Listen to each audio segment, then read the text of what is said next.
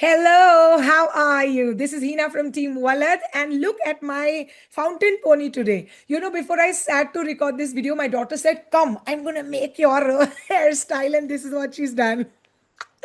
And because we really like to appreciate our children more rather than criticizing them, here I am with the hair that my daughter has made. Thank you so much. So, what are we doing today in our lecture? We're talking about important post colonial theorists. You can call them post colonial theorists or scholars or thinkers. I will divide this video into two lectures.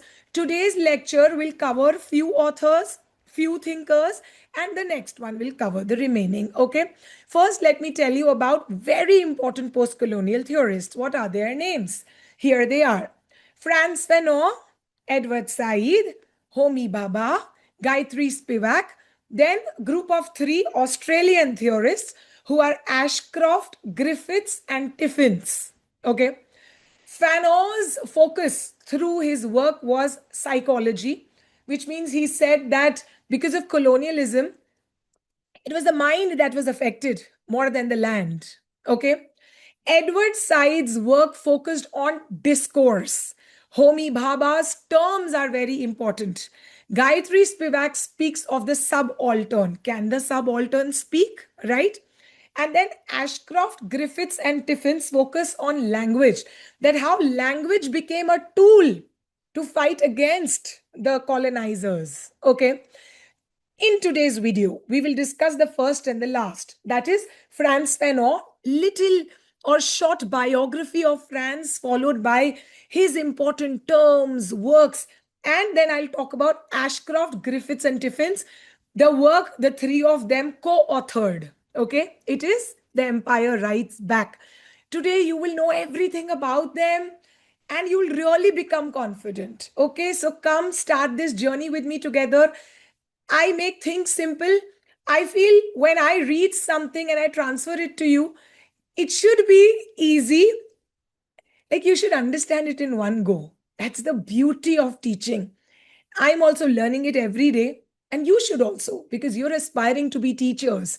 Don't make concepts complicated. Make it easy for the students. They should return to you, just like how Kalyani ma'am does it for all of us, right? Come, let's start with Frantz Fanon. Look at Frantz on the screen. He lived from 1925 to 1961. Indeed, a short life, but he had a remarkable life. He was born in Martinique, a French colony. He was a psychiatrist, a political thinker, and post-colonial theorist, of course. He was associated very closely with the Algerian anti-colonial struggle. Algeria is a country in North Africa. So he actively participated in this anti-colonial struggle of Algeria. Frantz is famously called as anti-colonial thinker.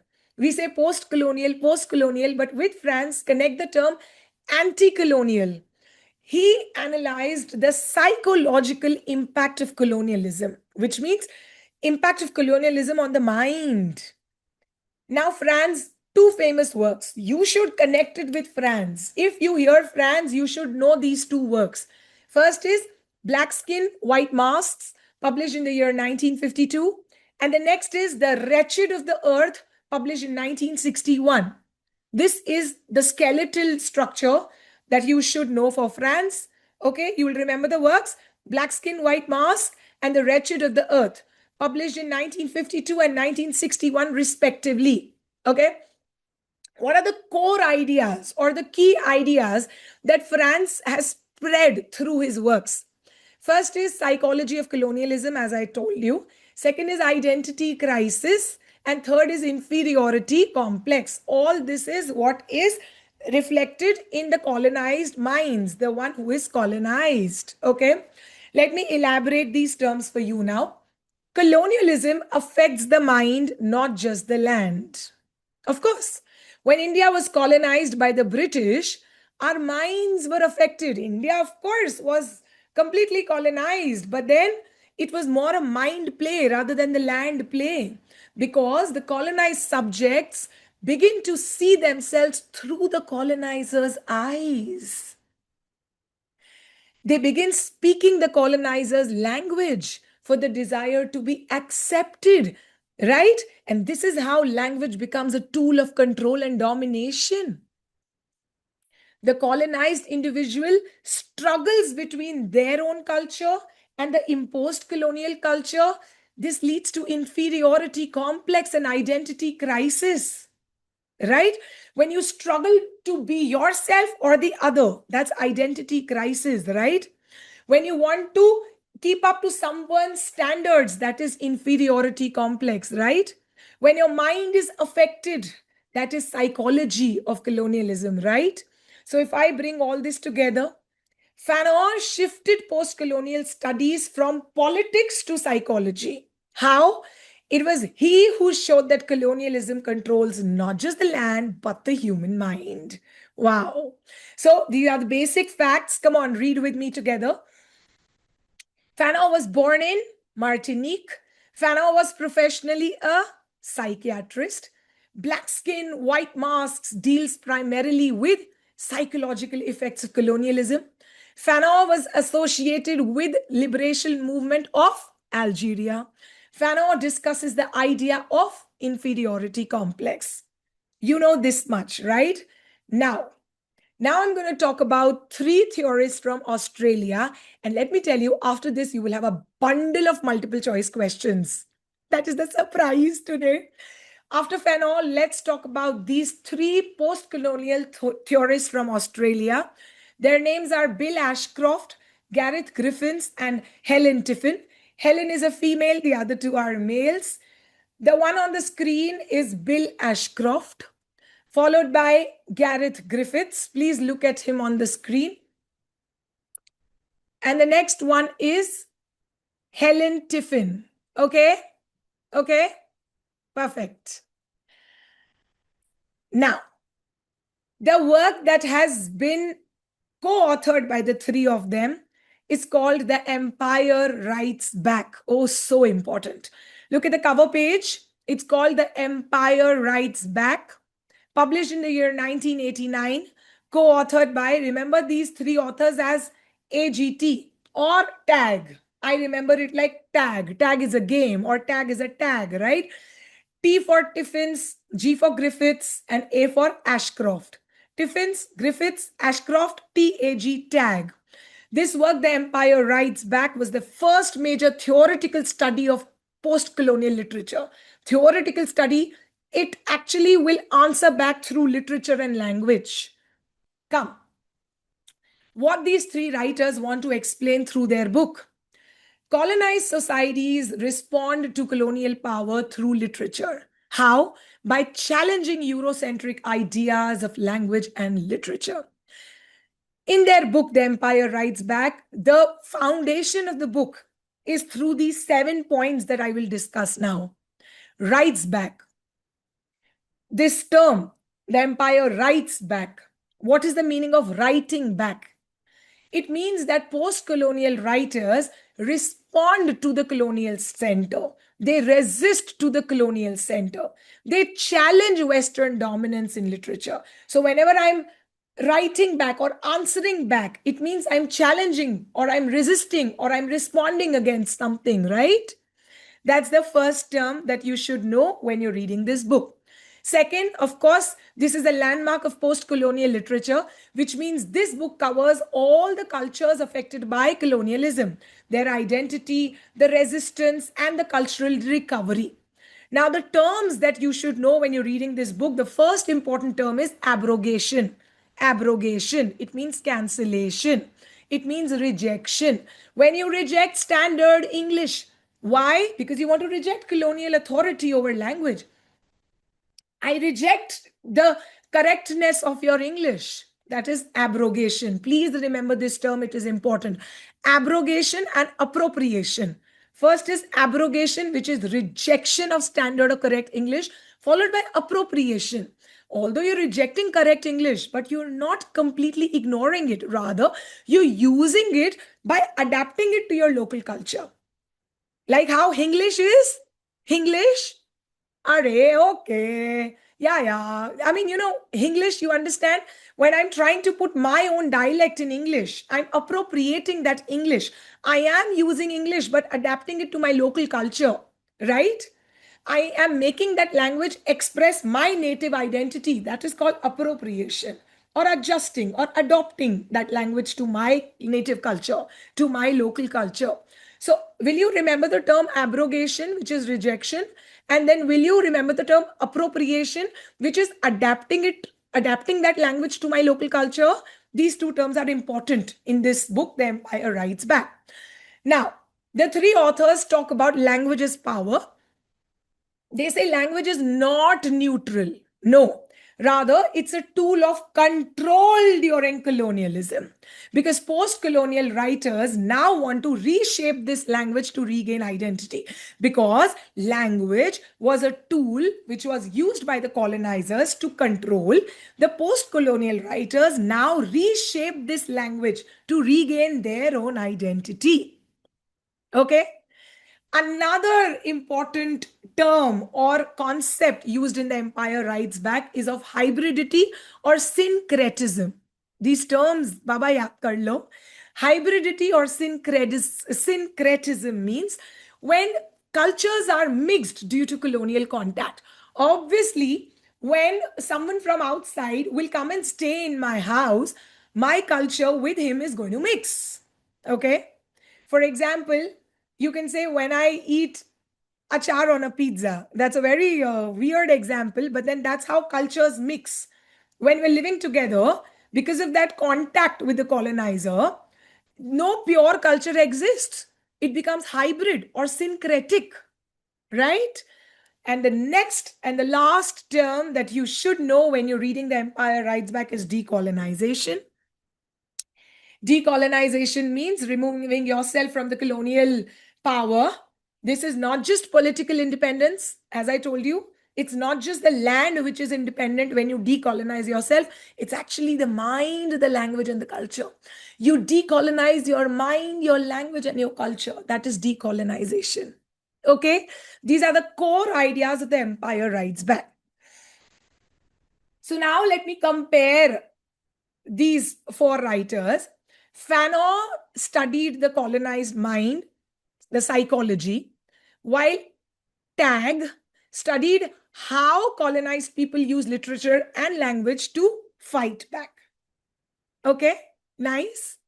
And now you should be ready for the next page with me because it is 3, 2, 1. I wanted this page. MCQs. But before I enter MCQs, let's just remember the facts that we've learned so far. Let me go back. It's a quick revision. We've learned all this just to reiterate so that your confidence improves. Come on, speak with me. The Empire Writes Back was published in 1989. The book, The Empire Writes Back, is written by Tag, Tiffin, Griffiths, and Ashcroft. Abrogation refers to rejection. So, rejecting standard English norms. Appropriation refers to adaptation, which means adapting English to local culture. Next, the phrase writing back suggests resisting colonial discourse. Next, hybridity refers to cultural mixing. Next, post-colonial literature mainly challenges Eurocentrism. And last, language as power suggests that language is not neutral, it is a tool of control used by the colonizers against the colonized. Easy, so easy. And you know this, right? I teach for UGC NET on Kalyani ma'am's channel, which of course is my channel, of course. But then I have my own channel where I talk about stories. Maybe when your brain gets tired and you're a storyteller and a story listener like me, I have started this YouTube channel of mine. Of course, I'm on Insta and Facebook as well. The name of my YouTube channel is Tell a Tale with Heena. It is all about interesting stories from around the world. I narrate them with images because the love that I carry for images and graphics is beyond. So, yes, it's like a story channel. Nothing educational, but yeah, it is a tool to improve your English because the channel is in English. And it's a way to fall in love with life, fall in love with different anecdotes from life. So if you feel like, you can follow me on my channel, which is Tell a Tale with Heena, right? And now 3, 2, 1, multiple choice questions. These are not directly taken from Pasteur, but the structure is the same. Okay. And you should know this. They are theoretical questions, and your confidence is going to build after this. Let's start with the MCQs. Let's do them together. Which of the following best captures Frantz Fanon's view of language? Does he say language is neutral? Does he say language reflects culture only? Does he say language is irrelevant to identity? Or does he say language is a means of gaining recognition within colonial hierarchy? Yes, language has power, right? So, Fanon's view of language says that language is a means of gaining recognition within colonial hierarchy. Option C is right. Let's come to the next question.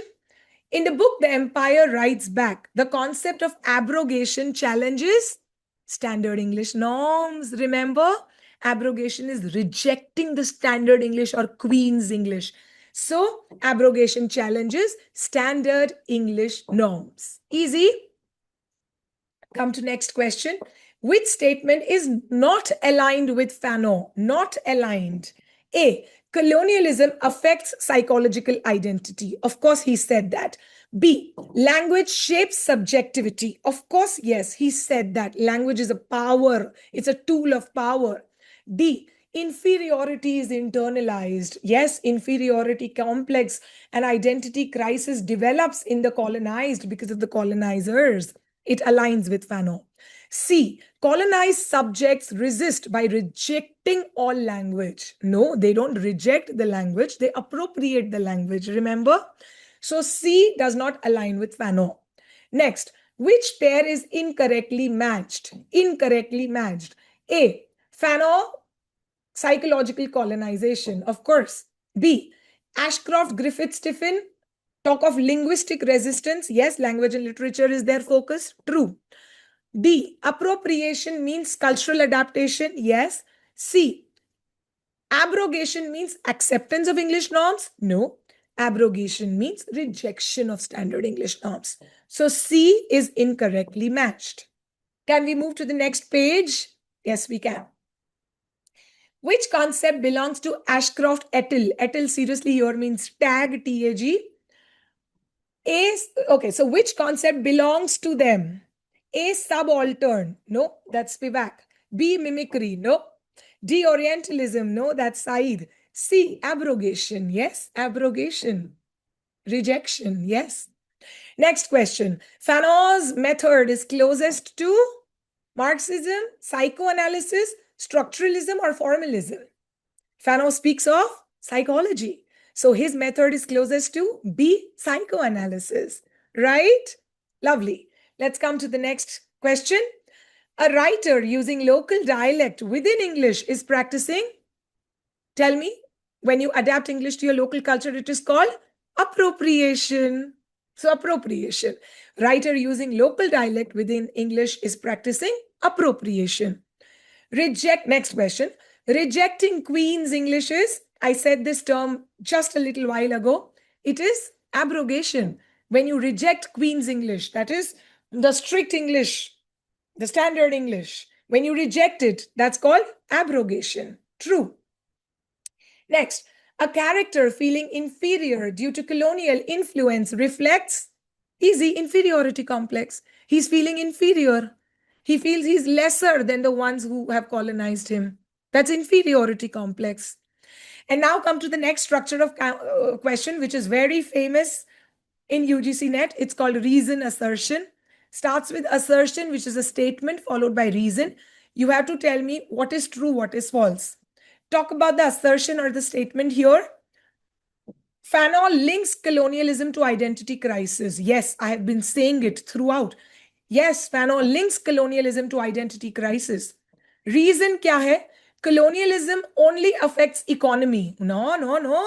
Colonialism affects the mind, the culture. So assertion is right, but reason is false. So option B, A true, assertion right, reason false. Next is also assertion reason. Please listen. What is assertion or statement here? Language is central to post-colonial resistance. Yes, yes, yes. Language is central to post-colonial resistance. True.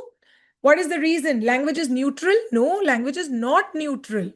Again, option B, that is assertion is true, but reason is false. Perfect. Now you have to match the following. Fanon and Ashcroft, they are in the options. And you have to match them with this language resistance. And second is psychology. So please connect Fanon with psychology and Ashcroft with language resistance.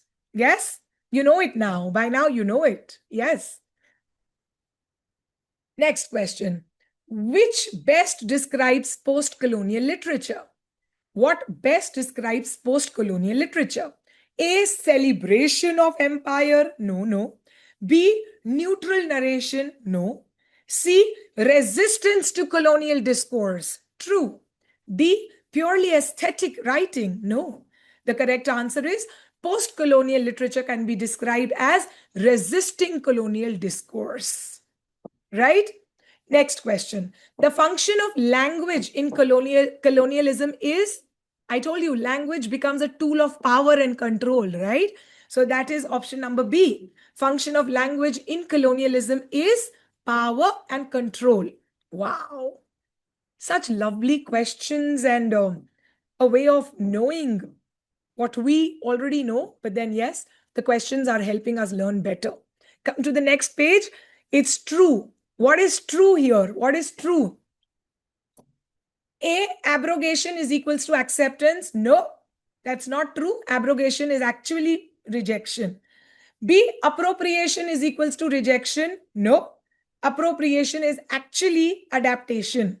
C, both abrogation and appropriation reshape language. Yes, they reshape language. Very, very true. So option number C should be right. D, neither relates to language. No, Baba, both of them relate to language. So the correct answer is C. Next question, which is a key concern of post-colonial studies? A, neutrality, B, power relations, C, formalism, or D, aesthetics? Power relations it is. That's the key concern of post-colonial studies. Now come to the next question. The colonized subject desires, the one who is colonized or ruled, what does he desire? He desires recognition by the colonizers. He wants to be praised. Yes. Next, which is not post-colonial concern? Not post-colonial concern. A, identity, it is. B, resistance, it is. C, canon formation, it is. D, pure grammar, no, it's not. It's not. So D, pure grammar, is not a post-colonial concern. And we're done. Wow, such a lovely lecture. If you loved it, what will you do? You will like, drop down a comment because I love reading them. And of course, follow our videos because it is going to smoothen up your journey for the upcoming UGC NET exam. And you can always call us on the number that is down for any courses related to NET, SET, CUET, all the assistant professor exams across states in India, GATE, so many exams that have English literature as their focus. We help you do them, right? This is Heena from Team Vallath. Take very good care of yourself. Bye-bye.